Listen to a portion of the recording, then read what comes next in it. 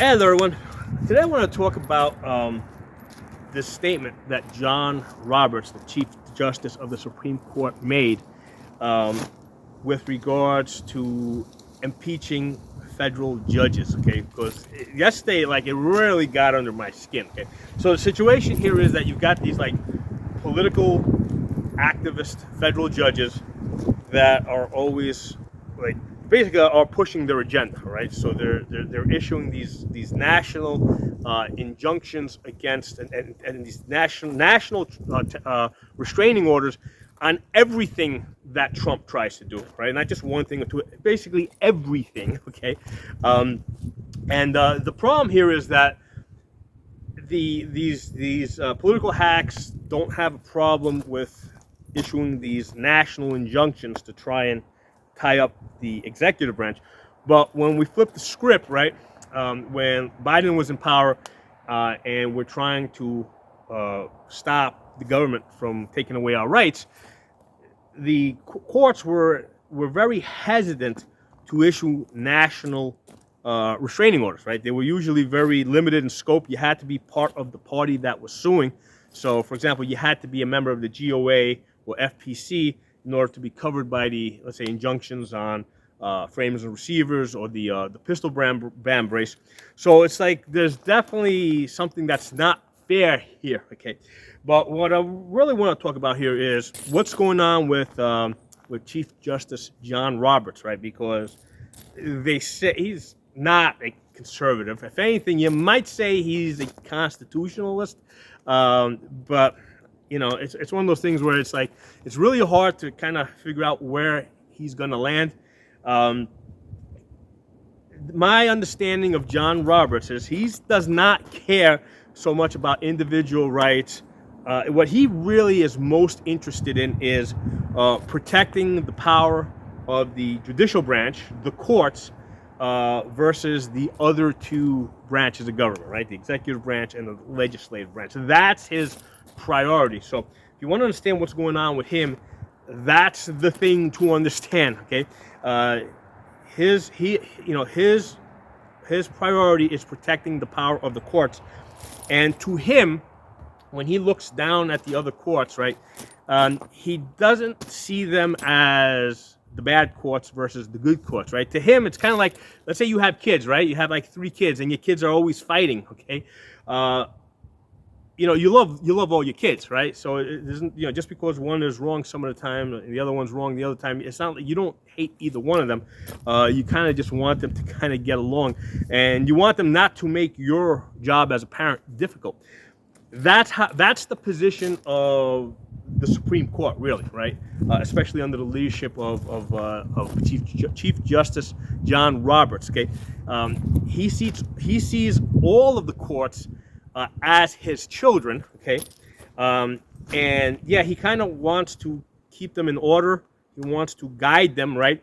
But if anybody attacks his children, okay, regardless of whether his children are wrong, he's going to come to the defense of his children. So when you've got this Judge Bozo, right, in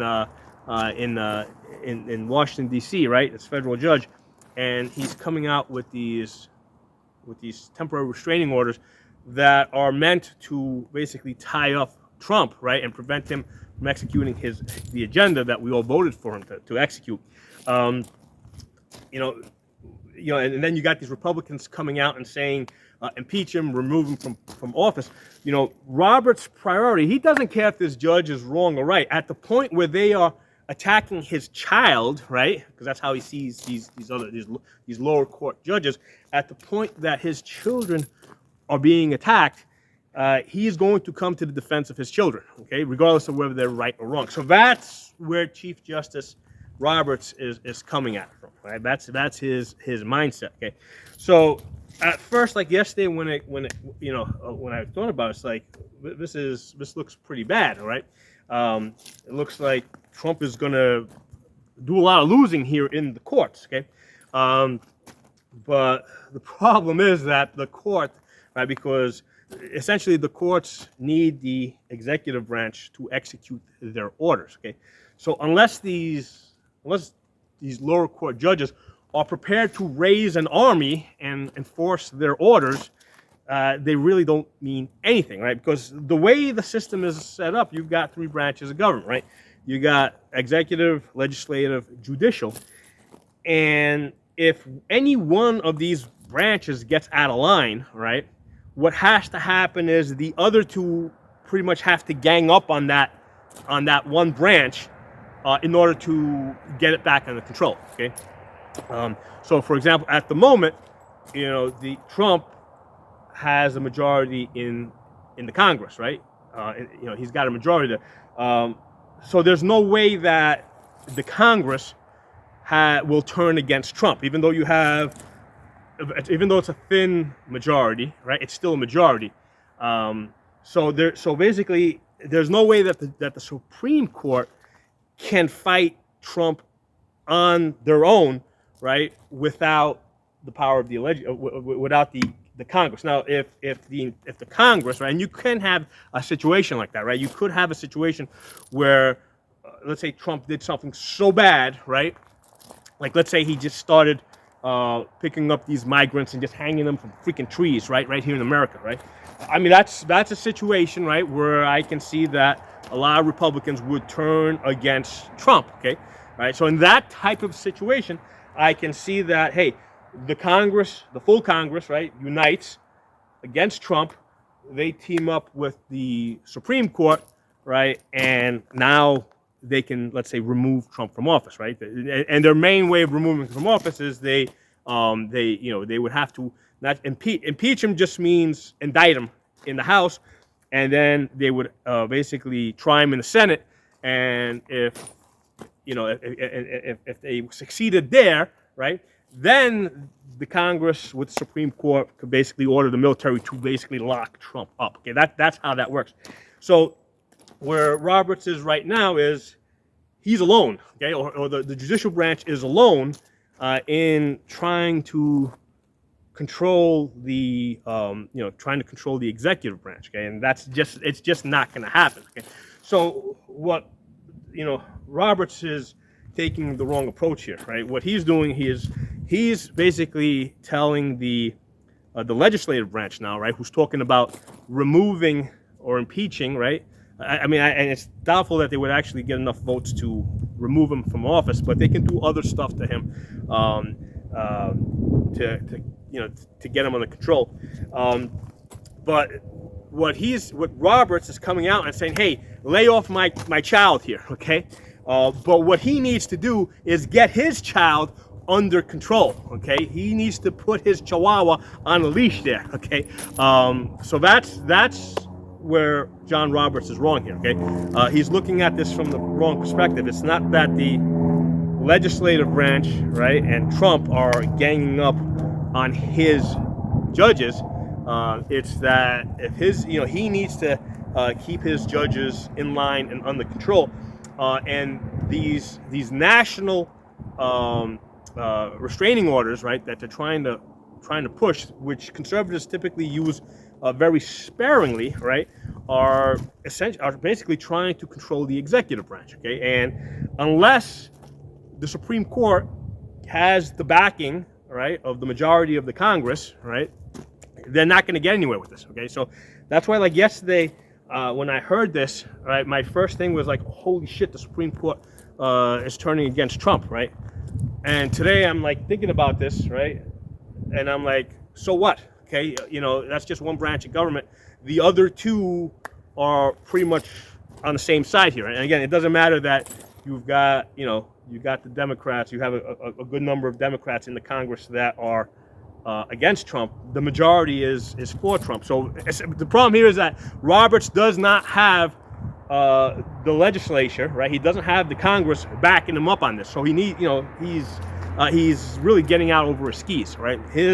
The thing that he needs to do is to get his judges under control, because again, unless they're prepared to raise an army to enforce their orders on the executive branch, all they're doing is just making themselves look weak. Okay, this is degrading the power, okay, and the integrity of the courts overall. Okay, and the thing to understand with the courts, here's the thing: when when we look at the courts, right, it's like, okay, we got a problem, right? They got this, for example, ATF made up this law. We want to go fight it. To us, it's like we want to get to the end, right? The courts is just a means to the end, all right? We want to get to the end as quickly as possible. Why does it take like 5 years, right, to get to a conclusion? The thing to understand from the perspective of the judges, especially the Supreme Court judges at that level, right? To them, this is hard, okay? To them, it's not about getting to the end. To them, it's about the process. It's about, because these guys, it's like, they don't just look at these court orders and these judicial rulings when they're in their office. Like, they'll go on vacation, they'll sit on a beach, and that's what they want to do. This is artwork to them, right? And to them, it's like they want, because there's different levels of judges, right? Some of them are very plain to the point, and some of them, like, basically, from their perspective, do literature, right? Legal literature. So at the level of the Supreme Court, they look at all this paperwork that runs through the court as literature, right? So if you talk to somebody that's into literature, it's like, to them, it's not about getting to the end of the book. It's about, working your way through the book and enjoying every minute of reading, okay? This artwork. Well, that's how judges, especially high-level judges, see the court process. It's not about getting to the end. It's about enjoying every step of the way. The problem is here, right, is that we got totally different goals here, right? We put Trump in office to get certain things done and get them done right away, right? Deport the illegals, okay? Cut out the waste, fraud, and abuse. And we don't want to see this done slow. We don't want to see slow artwork here, okay? We want immediate results, right? We want a sledgehammer, knocking down USAID, okay? That's what we want to see. We want to see this explosive demolition, okay? That's what we want to see here. So anyway, I just want to share my thoughts with this and kind of give you guys my perspective as I've been following